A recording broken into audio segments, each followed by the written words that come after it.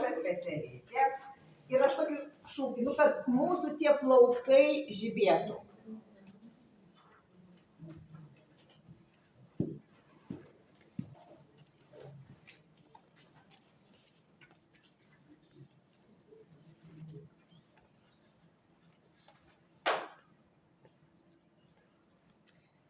Labą dieną, Janinai noriu padėkoti už pasitikėjimą, kad mane pakvietė. Ir šiandien noriu pasidalinti su jumis savo patirtimi, savo žiniomis ir su kuo aš dirbu. Kas aš esu? Aš Žana Burbo, plaukų stilistė ir daugiau nei 20 metų dirbu su plaukais, su žmonėm, kurdama jų grožį. Kadangi dažau plaukus, tai man yra labai svarbu atsižvelgti ne tik jų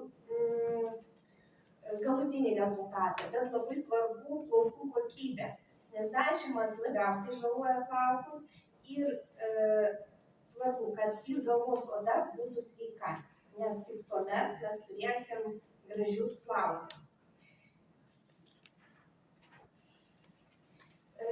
Kas yra plaukai? Šiandien plaukai tai yra ne tik grožis. Plaukai tai yra pasitikėjimas savimi.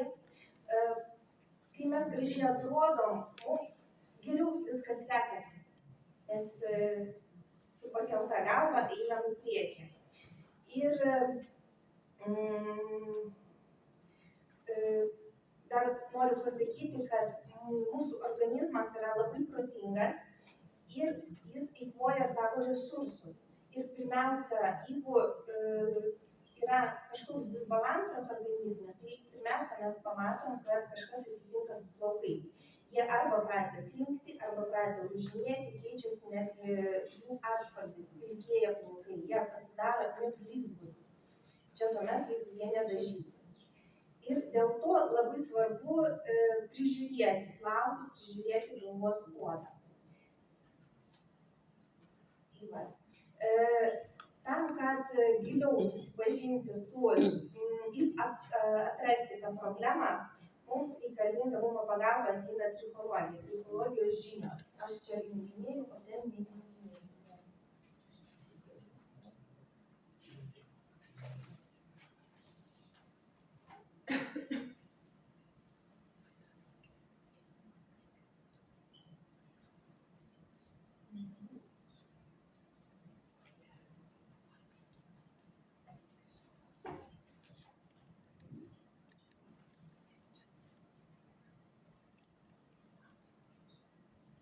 Ištrinkit paskutinę tą nuorodą. Adobe. Gerai, kol Janina junginėja, aš vis tiek pasakosiu. Taigi, kas yra trichologija? Trichologija tai yra mokslas apie galvos odos būklę bei jų pokyčius. Ir ji padeda suprasti, kas lemia sveikus plaukus ir kaip spręsti dažniausiai pasitaikančias plaukų ir galvos odos problemas.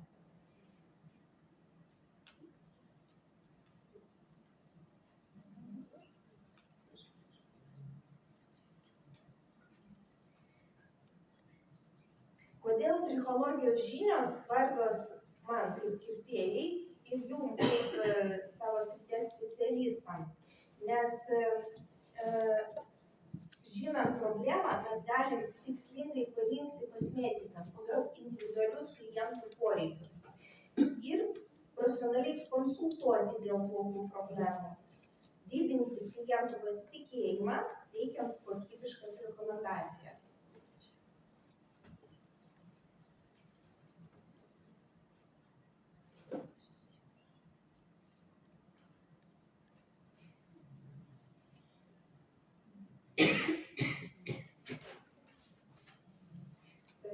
Dauguma žmonių net nesuvokia, kas vyksta su jų plaukais. Ir aš jums galiu 100% tai pasakyti, nes aš dirbu su žmonėm ir pas mane ateina klientai, jie kartais net nesupranta, kad turi slinkimą. Kartais tokios problemos kaip leiskanos net nejaučia jų. Bet vienintelis, jeigu ten yra tamsus drabužiai, tada diskomfortas, kažkas guli ant pečių. Bet nesupranta. nesupranta, kaip kovoti su šiom problemom. Ir kadangi jūs irgi dirbat su kosmetika, jūs turit parinkti ją ir jūs turit pirmiausia žinoti, dėl ko atsiranda tokios problemos, kaip pleiskanos, plaukų slinkimas ir kada galim padėti mes, o kada jau būtinai reikia siūlyti kreiptis į gydytojus, trichologą.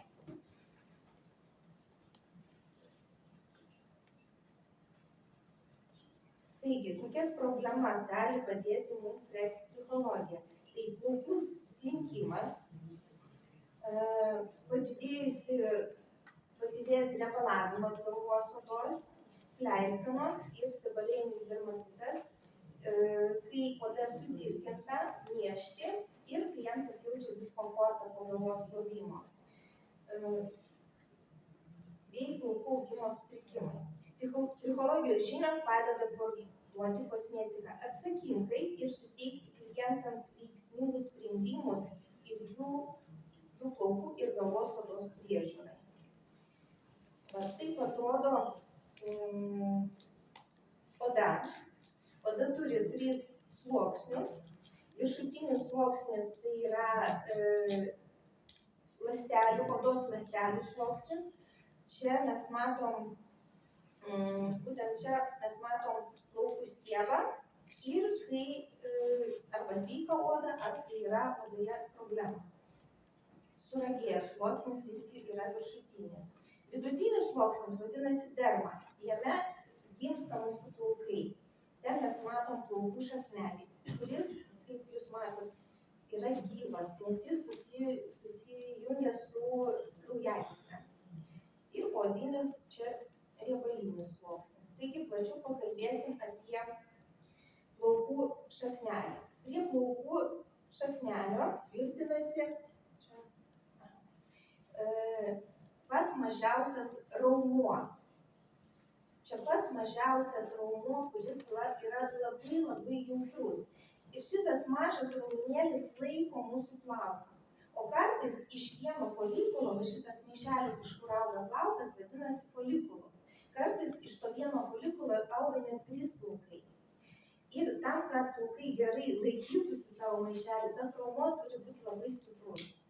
O jautrus jis, kadangi labai mažas, ir jis reaguoja į bet kokius pasikeitimus jūsų gyvenime. Stresas, temperatūra ir, kaip minėjau, kadangi plaukai tai nėra gyvybiškai svarbus organas, jo organizmo tikslas išsaugoti sveikatą, likti gyvam, tai pirmiausia nukenčia plaukai, kada kažkas atsitinka.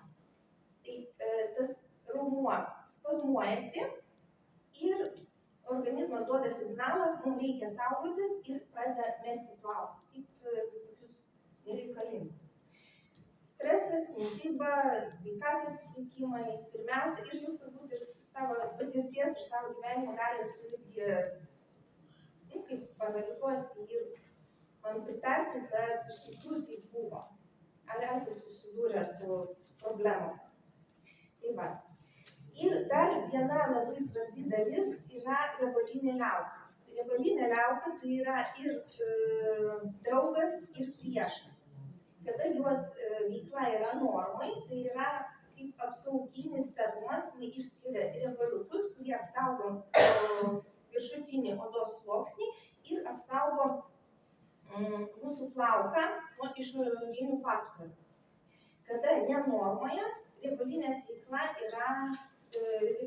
liaukos veikla yra, gamina riebalinė liauka daugiau riebalų. Tuo tarpu ta skylutė, iš kur auga plaukas, pora, jinai išsiplečia ir gaunasi riebalų perteklius ir plaukai tampa riebus. Ačiū. Dažniau reikia plauti galvos, dėl to galai išsausėja labiau ir toks gaunasi užburtas ratas. Bet to, jeigu riebalinė liauka irgi disbalanse, tada gali atsirasti ir folikulitas, tai yra spuogeliai, galingi spuogeliai galvos odos srityje. Kaip matot, kaip ir minėjau, plaukų šaknelė yra sujungta su kraujagyslė. Per tas kraujagyslės plaukas gauna maitinimą. kartais odos sluoksnyje būna tokių kaip blokatorių, kurie neleidžia maistingom medžiagom praeiti per tas kraujagyslės ir pamaitinti mūsų šaknytę. Tai va.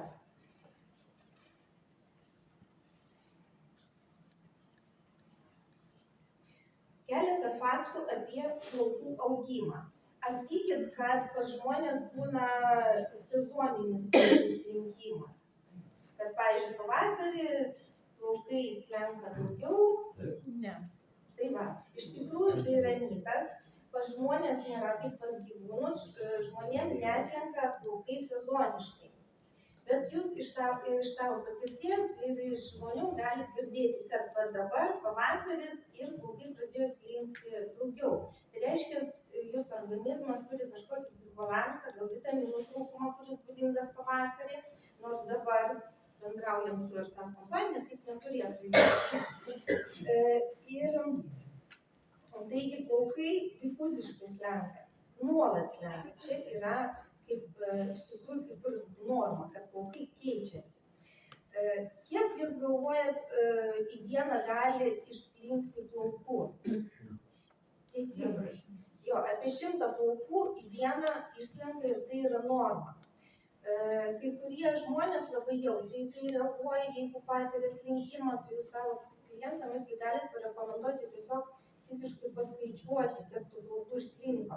Jeigu, pavyzdžiui, plaukai garbanoti, o garbanės dažniausiai nuo plovimo iki plovimo nešukuoja plaukų, kad garbanos atrodytų tvarkingai, neiššukuoja. Reiškia, plovimo dieną plaukų išslinks daugiau.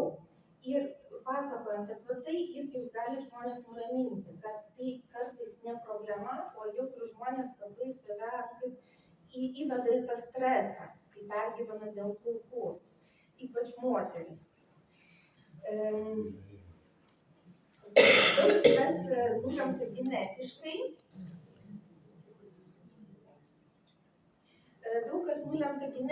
Jeigu, pavyzdžiui, mes paveldėjom iš tėvų, kad mes turim tiesius plaukus, tai reiškia, jie tokie ir bus. Ir jokios kosmetinės priemonės, augimo plaukų nepakeis.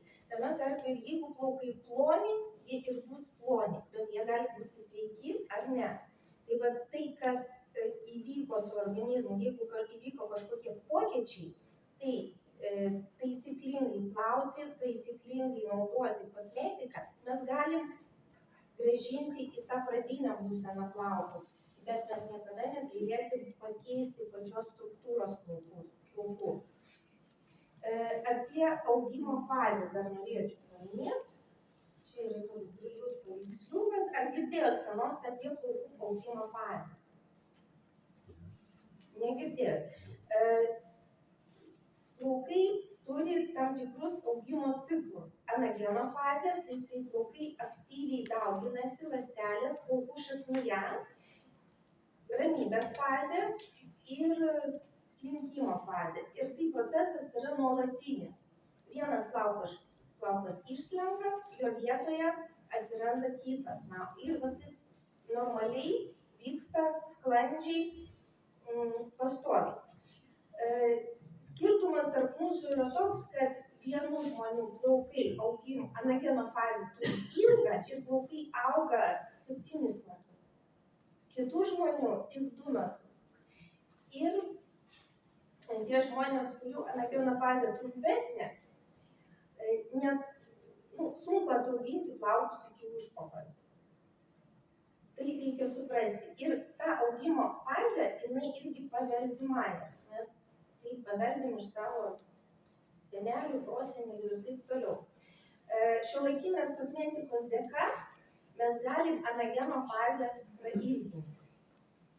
Masažuojant galvos odą ir taisyklingai palenkant kosmetiką, mes galim anageno fazę prailginti. Kažkiek. Taip va.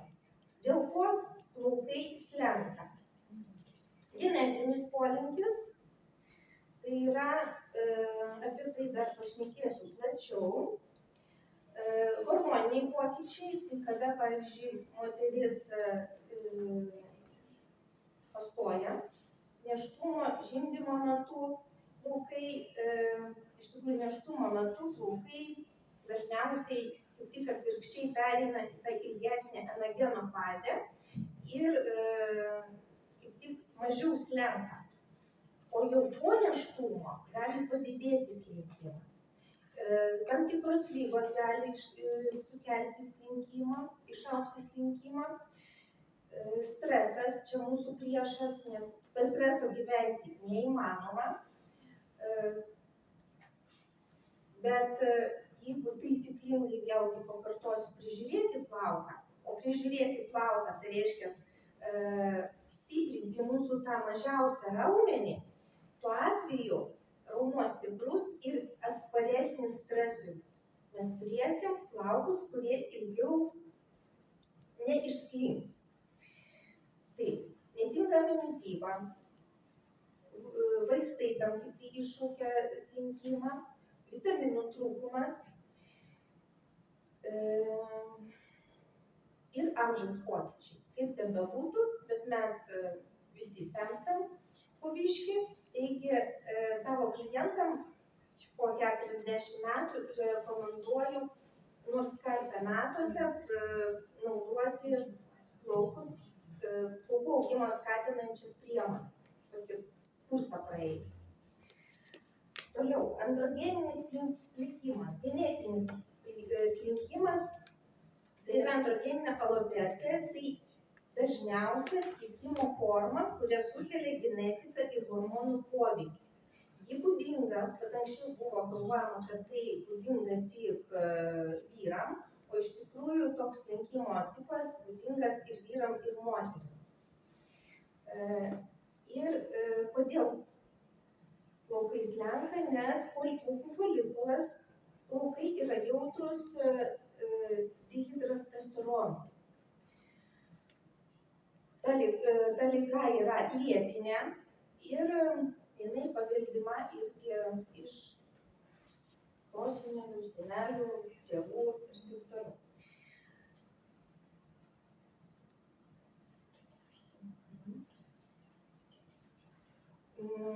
Taip, androgeninis slinkimas gydomas su minoksidilio pagalba, naudojama kaip vyram, taip ir moterim, čia yra rimtas vaistas. Iš tikrųjų, jis naudojamas išoriškai. Yra šampūnai, tepaliukai į odą, kofeino, biopino, niacino šampūnai stiprina plaukus. Jeigu girdėjot, yra injekcijos. Čia, kai iš paties paciento kraujo imama plazma ir išvirkščiama į injekcijos daromas į galvos odą. Jeigu jau laikas prarastas, tai tuomet padeda tik plaukų persukimas. Kiti slinkimo būdai - telogeninis slinkimas, difusinė alopecija ir židinė alopecija. Čia yra slinkimo tipai laikini, kada įvyko kažkas, tai persirgot, vartojant vaistus, labai dažnai netgi vaistai nuo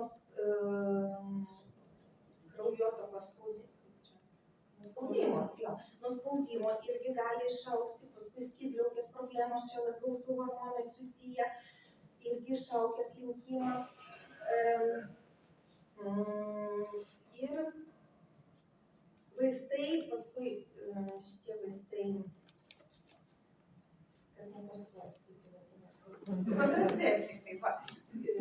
kontraceptikai irgi gali išaugti slinkimą.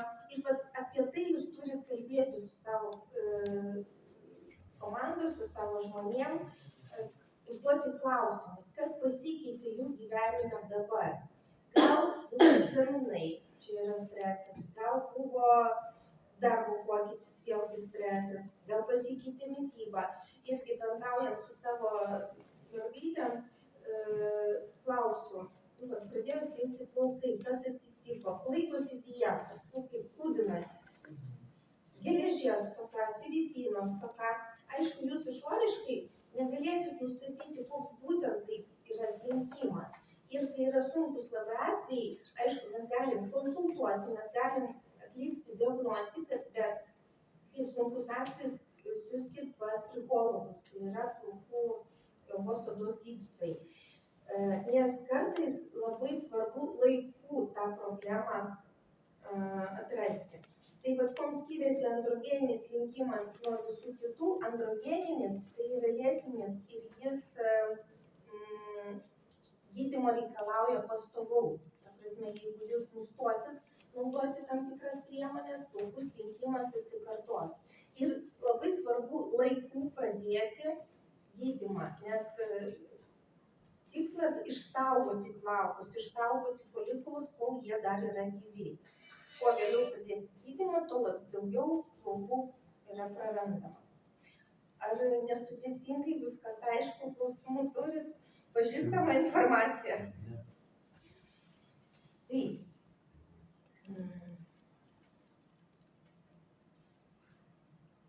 Taip, kaip mes galim padėti? Mes galim pabendrauti su žmogum, išsiaiškinti, kaip seniai pradėjo, kaip prižiūri klientas savo plaukus, kaip valgo, gal mėsos nevalgo, gal vegetaras yra, vėlgi stoka bus vitaminų ir mineralinių medžiagų. Ir pasiūlyti stiprinimo preparatus. Ispanija turi labai daug ir labai kokybiškų, čia ne aš, o jūs man galite papasakoti apie šampūnus, daugiau žinot, bet iš tikrųjų sudėtis jų yra labai stipriai. Va.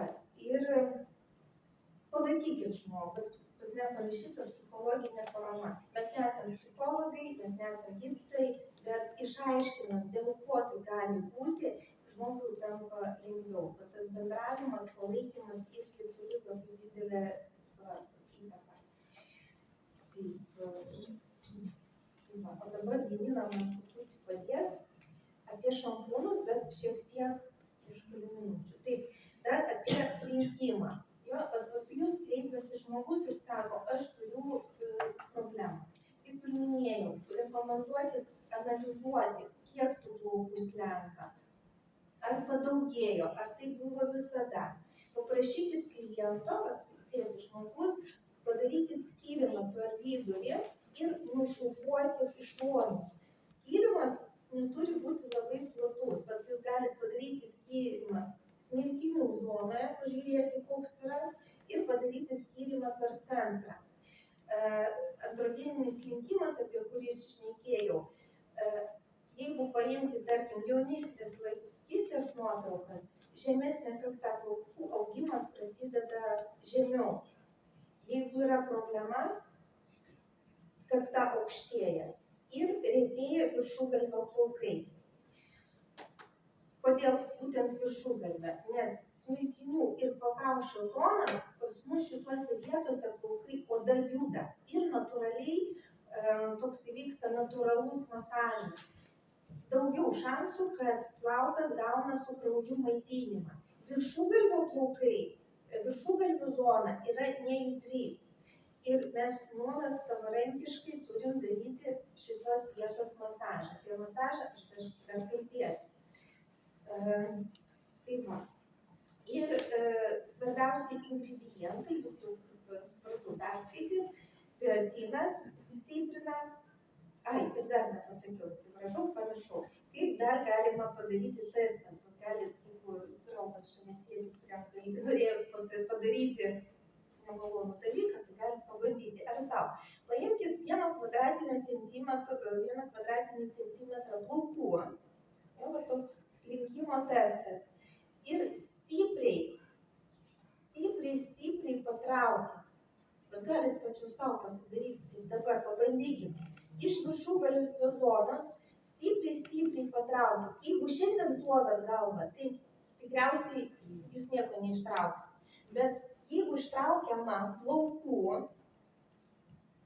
5 ir daugiau, reiškia yra problema.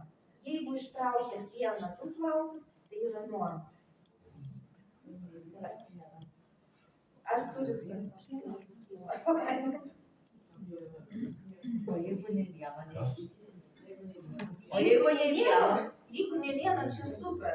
Bet greičiausiai, kad jeigu ne vieno, reiškia, jūs šiandien duodat galvą ir tas kiekis natūralus, kuris turėjo šiandien išslinkti, jis jau plovimo metu jūs paliko. Tai dabar pagrindiniai ingredientai. Vitaminas B7 stiprina, skatina keratino gamybą, pagrindinis plaukų baltymas, skatina sveikų plaukų augimą, mažina lūžinėjimą, ricino aliejus drėkina ir maitina galvos odą, gerina kraujotaką. Salicilo rūgštys veikia kaip natūralus valiklis galvos odos, taip pavadinsiu, nes labai kruopščiai išvalo odą ir ramina. Taip pat, čia pas mane pažymėti bio šampūnas ir aloe vera šampūnas. Bio šampūnas jis geras visais gyvenimo atvejais. Jis toks nuo problemų su oda, su slinkimu. Aloe vera labai gerai ir nuo slinkimo ir pati aloe vera labai gerai drėkina. Teisingai sakau, teisingai. Bet Janina neduos pameluoti, čia priemonė, kuri išgelbėja ją nuo rimtų problemų. Neduos pameluoti mano gerbėjai, iš tikrųjų, kur buvo problema ir aš atradau šitą kompaniją, nes jinai buvo ta liudininkė ir matė mano galvą, iš tikrųjų, tai... Jo, apie tas problemas dar irgi kalbėsim. Taip, dar, pipirmėčių aliejus. Jis stimuliuoja kraujotaką, o, kaip ir sakiau, su kraujotaka plaukai gauna daugiau maistingų medžiagų ir auga stipresni. Daugiau jų neatsiras, bet galima pažadinti, kai skatinama kraujotaka, galima pažadinti miegančius folikulus. Ir kiek lemta genetiškai, tiek plaukų ir turėsit, bet kažkoks procentas plaukų visada miega pas mus. Tai masažuojant ir taisyklingai naudojant kosmetiką mes skatinam tų miegančių ląstelių, miegančių folikulų augimą. Taip, čia pas mane pažymėtas šampūnas su argano aliejais. Toliau yra tonikas. Plaukų tonikas, jis naudojamas po šampūno ant švarios galvos odos, būtent ant švarios. Ir lengvais judesiukais paspurkšti ir paskirstyti per odą. Kokie dar ingredientai yra svarbus? Dilgėlė, varnalėša, šenšenius, arnika, alavijas, imbieras, arbatmedis, asiūklis ir kofeinas. Nufotografavau. Apie šitą priemonę galiu papasakoti.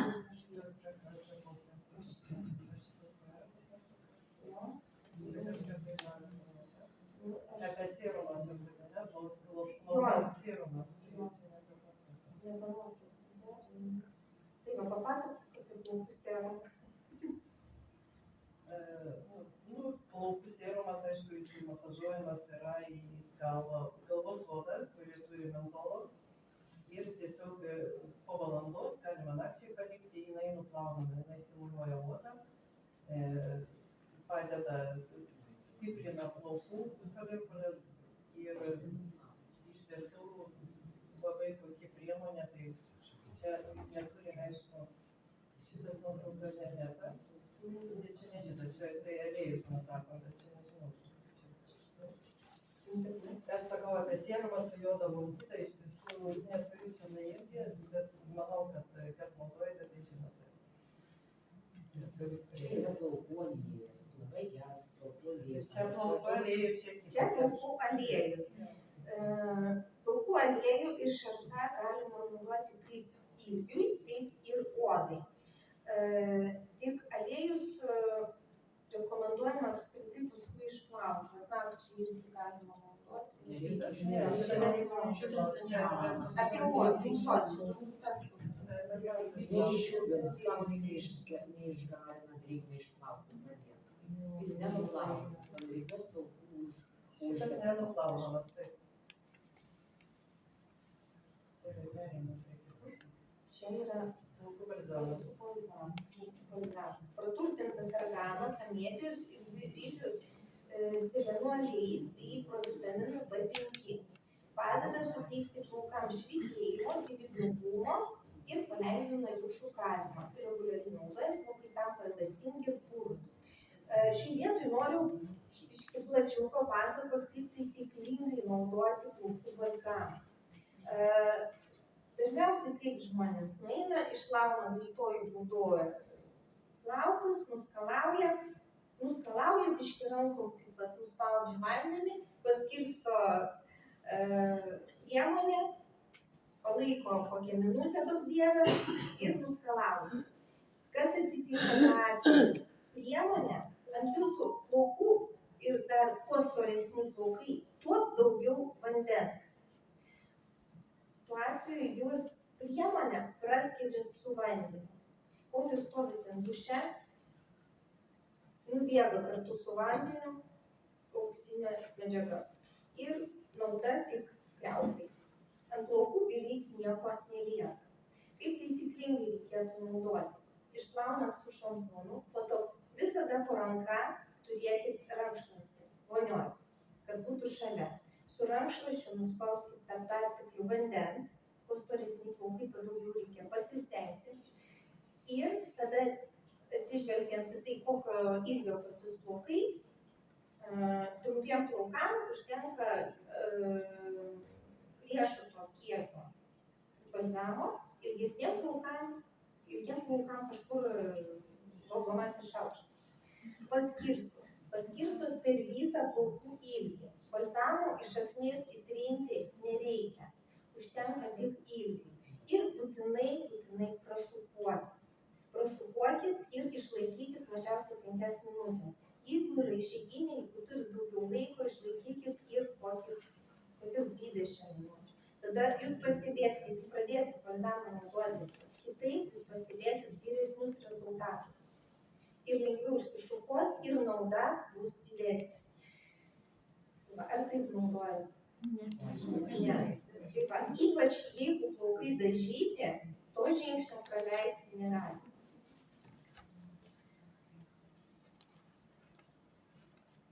Kiek kartų reikia naudoti?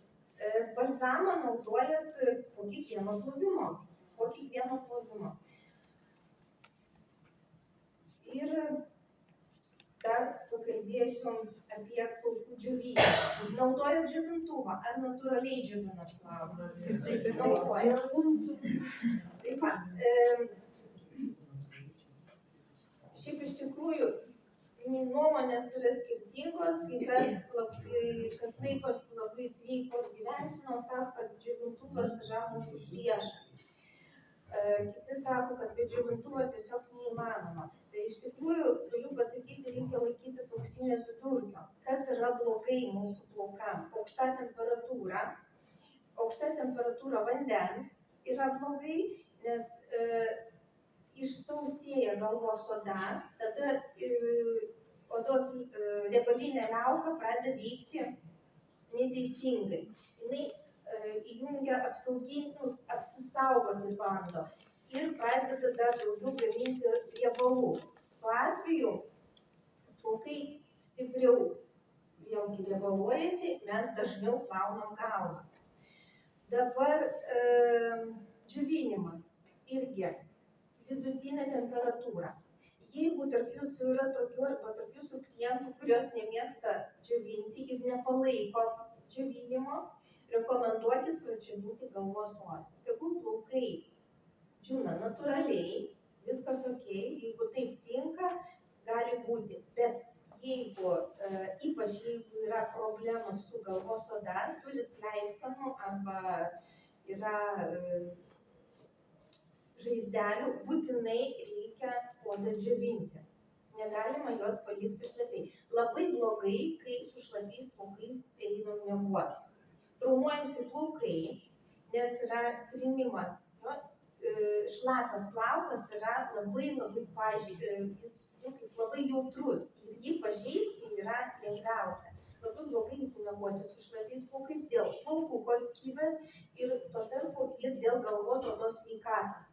Jeigu turim tokių problemų kaip pleiskanos, apie kurias dabar aš kalbėsiu, būtinai reikia jeigu per šūkų džiovinat, pakeliat plaukus ir pradžiovinat galvos odą, nes negalima juos palikti šlapios. Drėgmė, šiluma, pleiskanų daugės. Sutinkat ar ne? Nežinojot? Tai va. O kaip iš tikrųjų, einat, praktikuojat tokį dalyką, kaip miegojimas su šlapiais plaukais, o jūsų vaikai, mano vaikai, Aš visą laiką būdavo taip, kol ilgi plaukai būdavo visą laiką taip iš vakaro plaudavus. jo, tai va, iš vakaro plauti labai gerai, bet pradžiovinti galvos odą ir saugoti kokybę, nemiegoti su šlapiais plaukais. Vėlgi, kai yra slinkimas, dar nerekomenduojama, draudžiama daryti cheminį sugarbanojimą, kai yra problema, ir suveržti stipriai plaukus. Nes plaukas, folikulas ir taip yra traumuotas tuo metu, o cheminio sugarbanojimo metu plaukai įtempiami. Ir tai gali paskatinti dar didesnį plaukų slinkimą. Taigi, kol yra problema, nedarom cheminių sugarbanojimų. Taip, dabar Aš norėjau paklausti, ar čia teisybė ir mitas, mano draugė įsitikinus, kad plaukus reikia kirpti būtent per tam tikrą mėnulio fazę. Ir jie tada būna stipresni ir gerai auga. Aš tai galvoju, kad čia nesąmonė. plaukus reikia kirpti tada, kada jie galai plaukų jau nekokybiški, tai atrodo plaukai netvarkingi, kai jūs norit pakeisti savo stilių. Ir viskas. O kada, ten pagal nuotaiką, svarbiausia tikėti, jeigu jinai tom tiki, tai viskas gerai. Ir svarbiausia gerai prižiūrėti plaukus, tada jie augs sveikesniai. Dabar pakalbėsim apie odos problemas. Ar šiuo metu yra pas mus salėje, kas turi tam tikrų problemų su galvos oda, pleiskanų? Nėra, tai labai gerai. Reiškia, gerai prižiūrit savo plaukus. Tai viena iš problemų tai yra folikulitas. Atsiranda tada, kai plaukai nepakankamai prižiūrimi, kai blogai plaunama. Ir iš tikrųjų, kažkur 70% mano klientų nemokėjo plauti galvos iki mano konsultacijų. Visą gyvenimą galvoju, kad viską daro teisingai, bet kai aš pradėjau pasakoti, kaip reikėtų, o tiek gyvenu, o plauti galvos nemoku. Atrodo smulkmena, bet tai yra labai svarbu. Folikulitas tai yra uždegiminis procesas, paprasčiau tariant, spuogas, spuogai ant galvos odos. Vėlgi atsiranda dėl riebalinės liaukos veiklos. Dažnai atsiranda, kodėl paklausiu apie vaikus, nes paauglystės metu riebalinė liauka susiaktyvėja ir daugiau pradeda riebaluotis plaukai ir ypač tuo metu reikia labai kruopščiai plauti. Nes gali atsirasti ir folikulitas, ir kitos problemos, tokios kaip seborėja. Seborėja tai yra pleiskanos, jos gali būti riebios arba sausos, priklausomai nuo to, koks odos tipas. Sausos smulkios tokios, dažnai būna, kad oda niežti. Kartais būna, kad žmogus nieko nejaučia ir kol jam nepasakys, net ir nežino, kad problemą turi. Ir pleiskanos, paprastos pleiskanos gali pereiti į seborėjinį dermatitą. Seborėjinis dermatitas atsiranda dėl grybelio malazėja aktyvumo. Tas grybelis gyvena mūsų odoje ir daugelis iš mūsų turi.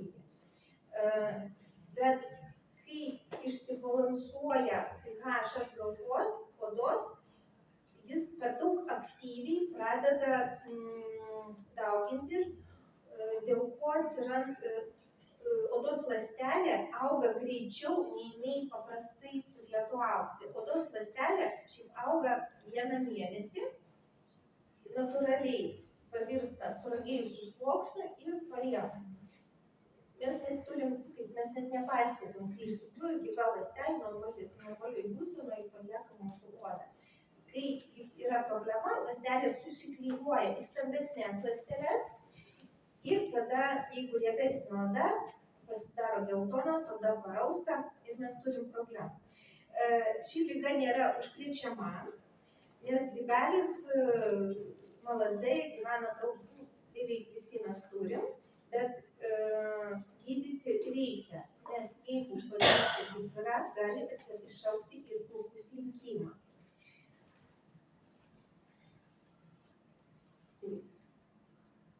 Dar ant odos būna kartais egzemos, pasireiškia odos skausmų, niežulių, paraudimų, trūkimais, gali būti dėl streso, hormoninių sutrikimų arba alergijos. Ir kaip aš įtariu, pas tave buvo egzema. Jinai buvo susijusi su alerginė reakcija ir stresu. Ir iš tikrųjų viskas prasidėjo nuo odos problemų, o pasibaigė ūmių slinkimų. Ir reikėjo labai ilgaus gydymo. Taigi, kiekvieną problemą reikia spręsti tol, kol jinai maža. Tada lengviau arba netgi, sakiau, prie taisyklingos priežiūros neleisti atsirasti tom problemom.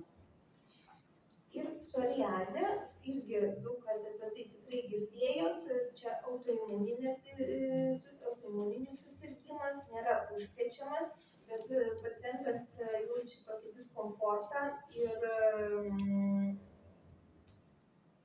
oda labai jautri ir tuo pačiu diskomfortą ir psichologinį. Vėlgi, labai atsargiai reikia rinkti šampūnus. Jeigu šampūnas tinka, jo geriau nekeisti, bet būna taip, kad oda pripranta ir vėl paūmėja problema. Tai va šitą procesą esant psoriazę reikia kontroliuoti ir stebėti ilgi mitybą. Jeigu yra problemų su oda, mažiau saldaus valgyti, daug vandens gerti, tam tikrus vitaminus gerinti. Priemonės. Šampūnai nuo pleiskanų turi turėti tokius ingredientus. Prieš grybeliniai pagrindinis yra cinkas, šveičiamieji, salicilo rūgštys, sieros junginiai pašalina negyvąsias odos ląsteles. Dar masažuojant galvos odą, mes natūraliai irgi pašalinam negyvas odos ląsteles. Raminantis, tokias kaip palavijas, arbatmedžio aliejus, pipirmėčių aliejai, ramunėlių ekstraktas mažina sudirginimą. Ir riebalų reguliavimas, tai yra kofeinas, kaolino molis, citrinų rūgštys, kontroliuoja riebalinės liaukos veiklą. Šiuo atveju mums pagalba ateina tokie šampūnai kaip geltonoji ramunėlė, su greipfrutu ir su kaštonu.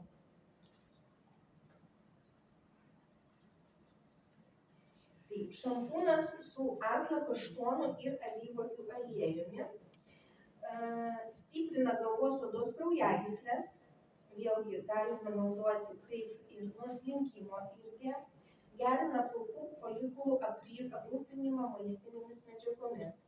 Turi sudėtyje vitamino A, vitamino E, kuris yra natūralus antioksidantas.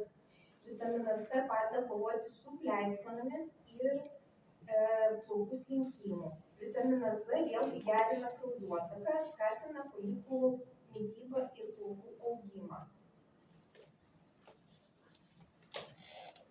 Šampūnas su greipfrutų ekstraktu ramina, drėkina galvos odą, turi antibakterinių savybių, gydo įtrūkimus ir žaizdeles, stabdo slinkimą bei skatina plaukų augimą, stabdo pleiskanų atsiradimą, reguliuoja sutrikusią riebalinių liaukų veiklą. Ir šampūnas su geltonųjų ramunėlių ekstraktu, jo sudėtyje Jie yra vitaminai, kurie stiprina galvos odą ir plaukus. Karotinas ir baltymai suteikia plaukams gyvybingumo, blizgesio. Ir taip pat stiprina folikulus ir plaukų būklę. Tai tinka ir nuo pleiskanų ir rimtų odos susirgimų. Nes šampūnai yra labai švelnūs, jie neturi stiprių kvapų. Kaip ir net ir skelbimieji milteliai yra labai minkšti, tai šampūnai to labiau. Stiprus kvapai labai sudirgina, čia putas gaminantis ingredientai. Jie labai gali sudirginti odą, o odai, kurie turi problemų, tai yra dar papildomas krūvis. Taip. Ir dabar apie galvos plovimą ir galvos masažą. Šitą punktą galiu pavadinti, jūs galite padėti patys savo.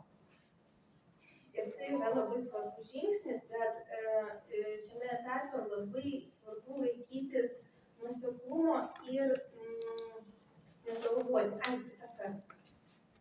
Paskui, kada nors. Nes dažniausiai, ką aš girdžiu iš savo klientų, būna, kad kai aš nupasakoju, ką reikia daryti, tik aš neturiu tiek laiko.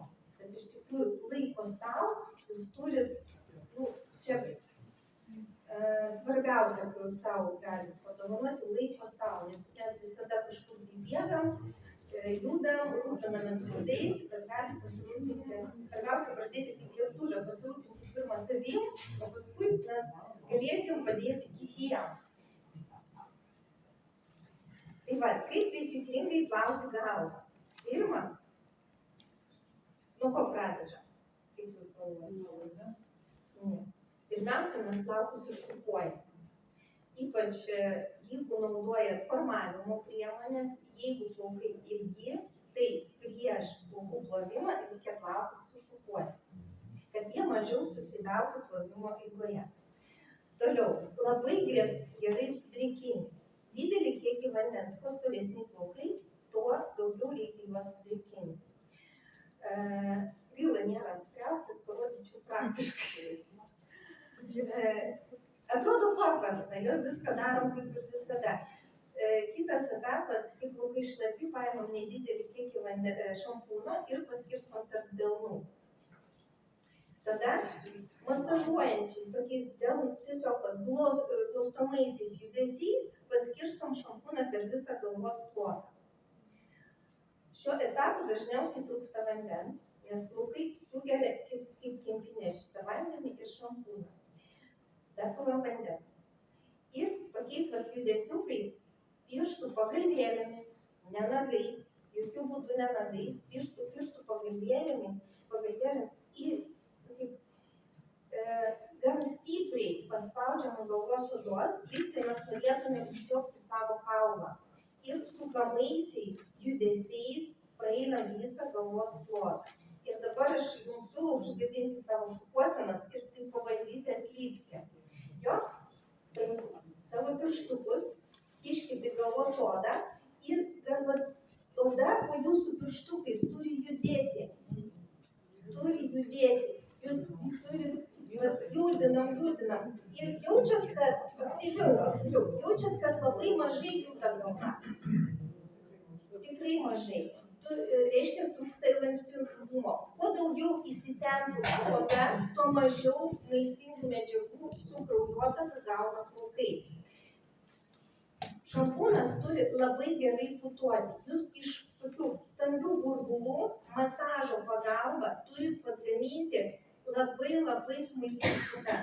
Kaip putos pasidaro baltos ir tokios stiprios kaip suplaktas baltymas.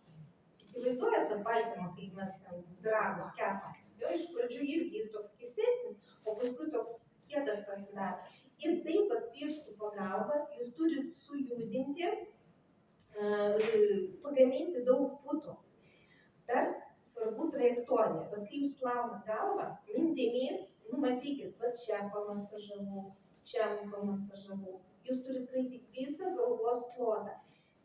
Svarbu ir čia prevencija plaukų slinkimo ir kai yra problema su oda. Jūs turite, kai plaukas sukasi, jūs trinasi apie jūsų galvos odą, jūs darot natūralų plaukų galvos odos pilingą. Ir tokiu būdu išsivalo odas nuo suragėjusių ląstelių. Ir dar, kada tos putos labai smulkios, aš dabar jums parodysiu, įsivaizduokit, kad tai yra plaukų pora. Iš jos auga plaukas. Ir aplink plauką yra riebalų perteklius. Ta pora užkimšta riebalais.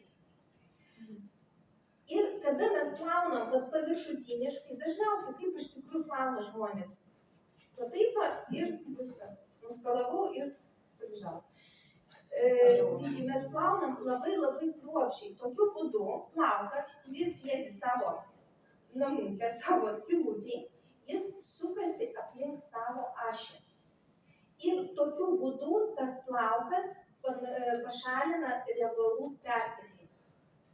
Kuo daugiau susikaupia riebalų, tuo pora pasidaro platesnė, išplatėja pora. Reiškia, gamta kaip galvoja, man reikia tą ertmę užpildyti, pagamina dar daugiau riebalų.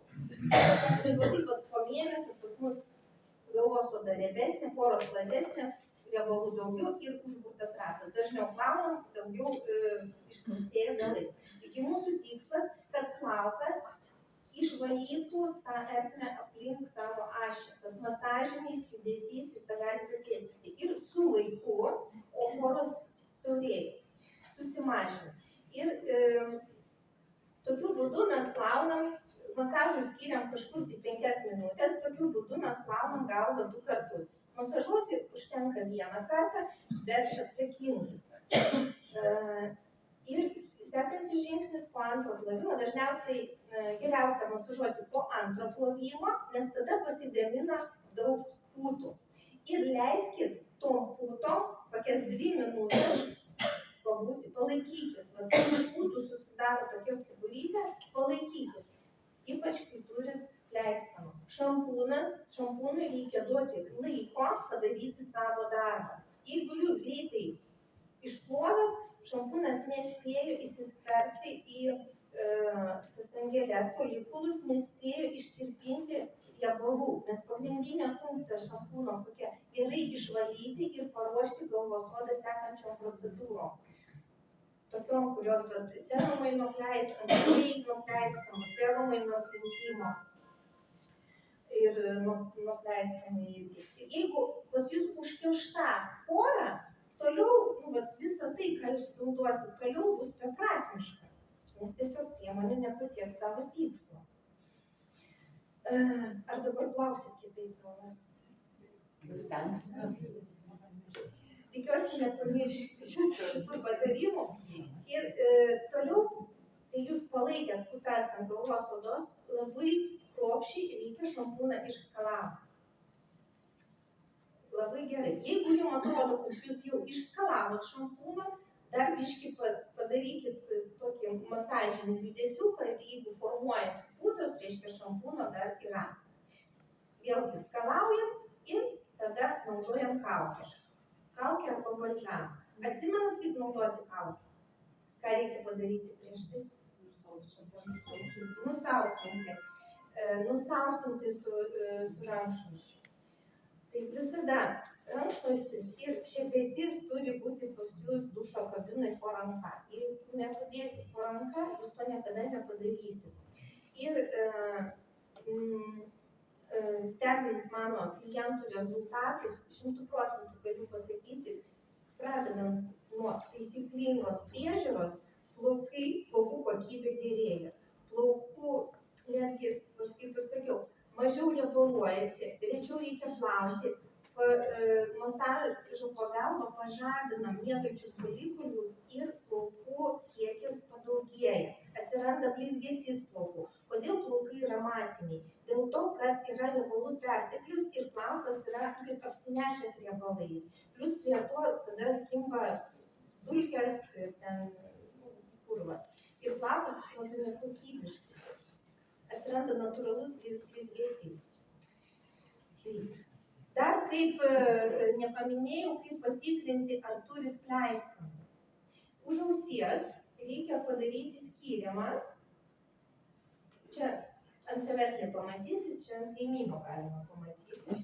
Jo, ir patrinti, odą patrinti, labai gerai patrinti. Ir jeigu atsiranda pleiskanų, reiškia, yra problema. Reiškia, reikia su tuo dirbti, naudojant ir savo priemonę. Tai va, tikiuosi ne visai užmygot, tikiuosi buvo įdomu. Jeigu turit klausimų, galiu atsakyti, jeigu neturit klausimų, tada kviečiu jūs ateiti pas mane. Galit pažymėti mano puslapį Instagram'e ir jeigu turit kokią progą, turėsit kokią progą ir jeigu esate iš Vilniaus, kviečiu. Ir ačiū už dėmesį.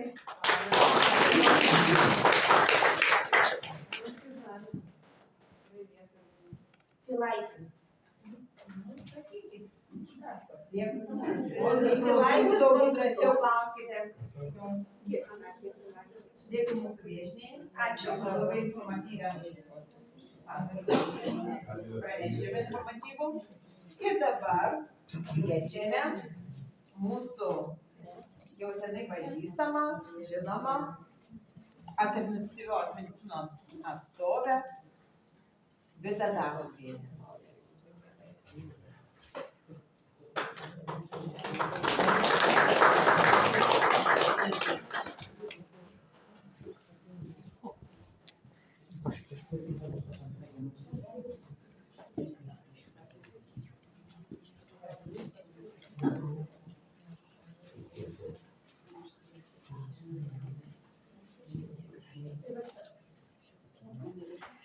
Kol ruošiasi mūsų kitas pranešėjas, gal kas ir žinote, yra tokia labai gera mankšta ryte, neatsikėlus iš lovos. Uždedam delnus ant ausų, prispaudžiat pirmą papildinam vieną pusrutulį, kitą pusrutulį.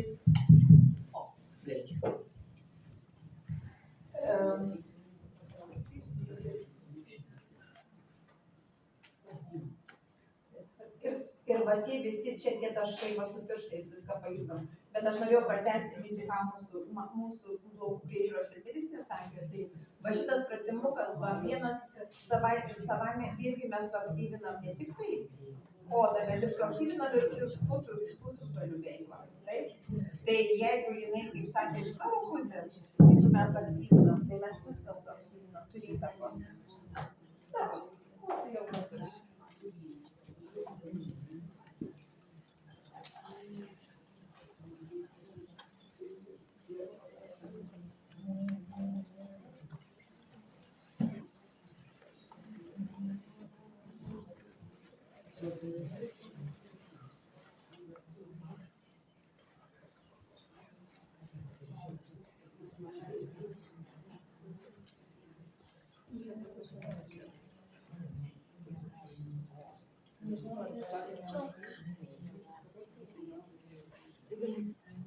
F5 spauskite, F5.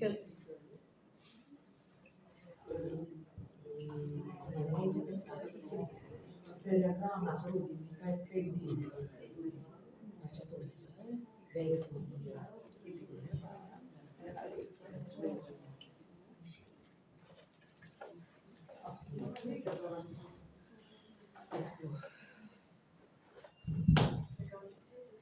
Ne, nesėsiu. Aš tiesiog šiandien paimsiu mikrofoną ir per mikrofoną pabandysime, nes man atrodo bus geriau, aiškiau ir tiesiog to tokio galbūt nebus noro prisnūst, nes mano visos temos be galo yra aktualios ir kiekvieną kartą norisi, kad iš tikrųjų savyje tą, ką išgirdot ir išsineštumėt, nes iš tikrųjų laikas nemaldomai bėgantis, lėkiantis ir atrodo, sako, čia mes vakar susitikom, bet jau paskaičiuoju, kad praėjo keli metai. Ir lygiai taip pat šiandien dienai aš esu kompanijos ERSAK narys ir šiandien aš prieš, sakykime, 3 metus pirmą kartą lygiai taip pat trupučiuką kalbėjau apie sveikatą, trupučiuką pareičiau produktus, bet pagrindinė aš visą laiką akcentuojuosi tai, kodėl mes sergame, ką reikia padaryti, kad mes išbristume iš problemų. Ir dar pats pagrindinis dalykas tai yra tai, kad mes ne tada eitume problemų spręst, kada mes jas turim, bet užbėgti už akių, kad mes išvis neturėtume problemų. Mano yra tikslas toks. Koks jūsų tikslas, aš nežinau. Patikrysiu pabaigoje, kaip jūs mane klausėt, kaip įsisavinot medžiagą ir, sakykime, tiesiog noras, kad iš tikrųjų klausytumėt. Taip, pereinam prie antros skaidrės. Taip, kartosimės, nežinau kiek kartų, bet vis viena turėsime įsimint, nuo ko priklauso mūsų sveikata, tai yra pagrindiniai savybės sveikatos, tai yra, kodėl taip sumažėjo?